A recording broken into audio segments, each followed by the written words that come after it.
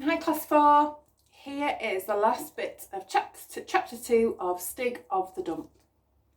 These are jam jars, Stig, he explained. Jam and marmalade come in them, and you can use them for keeping stuff in them, rice and coffee and things like that. But did Stig want to keep rice and coffee in his den? And these are tins. They're empty, of course, but you can get all sorts of things in tins. Peaches and baked beans. You have to open them with an opener, like this. He took out of his pocket a tin opener, which he usually carried about with him. It was the sort with a butterfly handle which you had to turn. Just to show, he fitted it onto the bottom of one of the empty tins and twisted the handle. The opener crept round the edge of the tin, the blade ploughed into the metal at the bottom, and soon the shiny round disc of metal came loose. Stig was fascinated. He looked at the bottom of the round piece of tin, which had been the bottom. He looked at the empty tube, which was all that was left of the rest of it. And he took the tin opener from Barney and turned the handle, but he couldn't quite make it out. It's quite easy, Stig, look. And Barney took another tin, fitted the opener on the bottom and showed him how to work it. And there was another round plate and another tin tube. Then Stig had a go, and they started on a third. One of the tins had been rather flattened, but it gave Barney an idea for how it might be used. He took it, left Stig with the others, and towed the truck into the den and along to the place where Stig had been digging at the chalk. There was quite a lot of loose rubble laying about there, and Barney set to work to shovel it into the truck with the flattened tin. It was certainly better than using his hands, though it wasn't quite the right sort of shovel shape yet. He hammered at it with an unbroken flintstone and made it into quite a handy scoop, like the sort the village grocer used for shovelling sugar into little paper bags. He toiled away until the truck was heaped full. It held much more chalk than the tin bath, and because of its wheels he could pull it away quite easily. "Look, Stig," he said, as he went past where Stig was waiting. "Look at all the chalk I've loaded." But Stig seemed too busy to notice. Barney wheeled the truck along to the place where they were now dumping the chalk and tipped out his load. Then he ran back to the den, with the truck bouncing along empty behind him. When he got back, Stig was sitting there surrounded by plates of tin and empty tubes, and just in the act of taking the bottom out of the last tin. "Stig, what are you doing?" exclaimed Barney. "You've spoiled all the tins now. You can't keep things in tins with no bottoms." He really was quite annoyed. What was the use of a load of tubes with no ends? Stig sat there playing with them.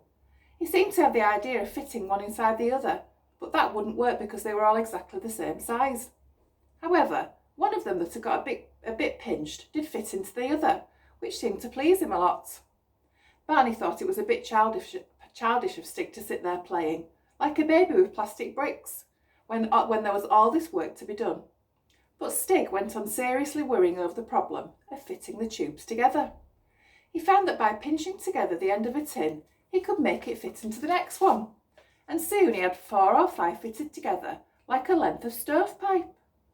Stovepipe! Barney knew there was something Stig needed badly. "You are clever, Stig," he said. "You've made a chimney." Stig looked blank. He didn't know he needed a chimney. He didn't know what a chimney was.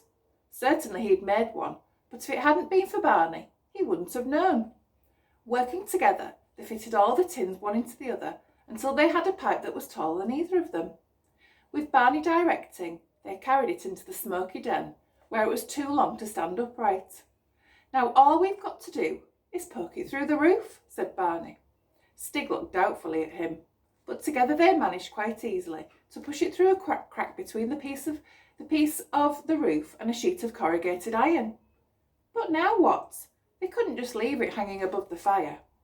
"I know," exclaimed Barney. "The bath." He left Stig patiently holding the chimney and went to fetch the tin bath. What luck! It had a rusty hole in the bottom, which only needed a little work with the boot scraper to make it big enough to fit the chimney through. Stig was dimly beginning to see what Barney was trying to do.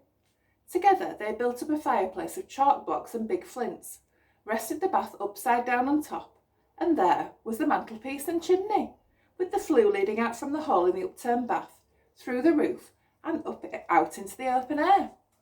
And you can see Stig and Barney there with the tins.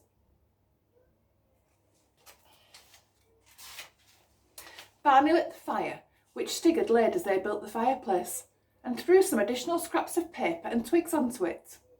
Once the smoke had learnt its way, it went roaring up the pipe.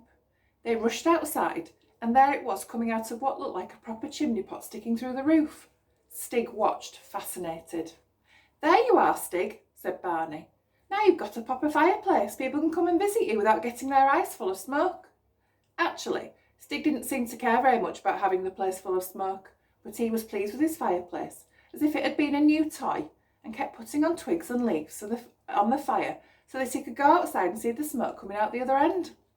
And Barney was so proud of his invention that he looked round for something else to invent. He saw the stack of jam jars. What had he brought those for? It would be too dull just to use them to keep food in. Stig Den wasn't that sort of place. He had to think of a new way of using the jam jars. What had he thought Stig's house needed most? A chimney. He'd got that now. A chimney and, yes, a window. A window. Well, windows were made of glass, and so were jam jars. Yes, but the shape. Doors were made of wood, and so were clothes pegs. Ships were made of steel, and so were tin openers. But you can't make a ship out of tin openers, or a door out of clothes pegs. The shape's wrong. You could hammer glass flat, couldn't you? He picked up the boot scraper.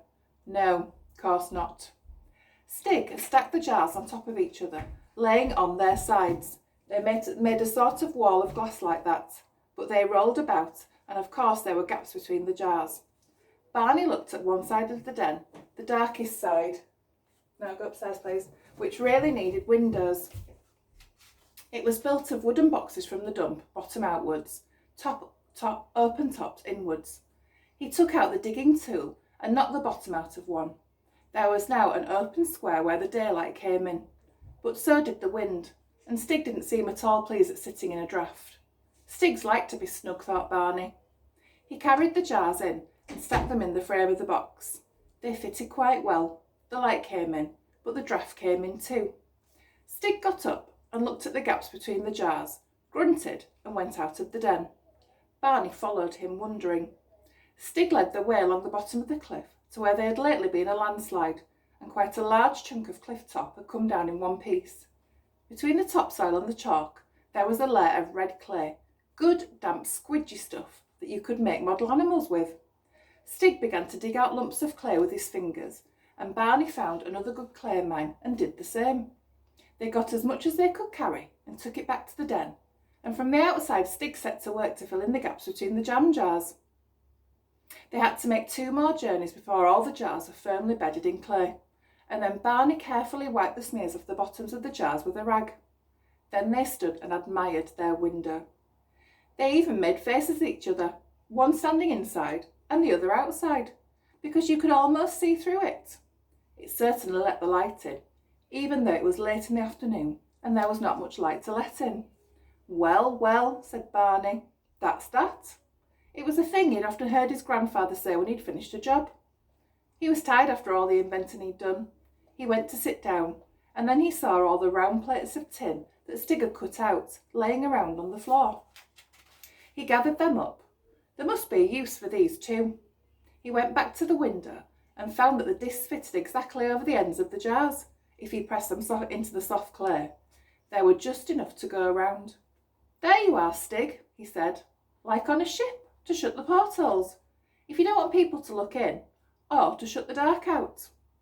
There was a feeling in the evening air that darkness was coming, and that it would be snug to sit by the new fireplace and watch the fire going up the chimney.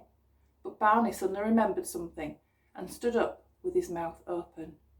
"Stig," he said, "I've got to go home. All the way home, I mean. I probably won't be staying with Granny again till Christmas." Stig looked at him. "Stig," said Barney, "when I come back again, you will still be here, won't you?" Stig didn't answer, but he went to a little niche in the chalk wall, poked out among some things there, and brought back something which he gave to Barney. He looked at it. It was a little chipped flint, perfectly shaped like a flat Christmas tree, and very sharp. "An arrowhead?" Barney gasped. "For me? Oh, thank you, Stig. I really must go now. I'll see you at Christmas. You will be here at Christmas, won't you, Stig? Goodbye. And he ran off. As he made his way along to the bottom of the pit, he felt he knew the way there better than anything else in the world, and he felt that Stig's house was as much his home as anywhere else. After all, it was like drawing pictures. Once you put a chimney and a window on a house, you've really made a house. And that's the end of chapter 2. And we will have chapter 3, It Warms You Twice, tomorrow. See you later.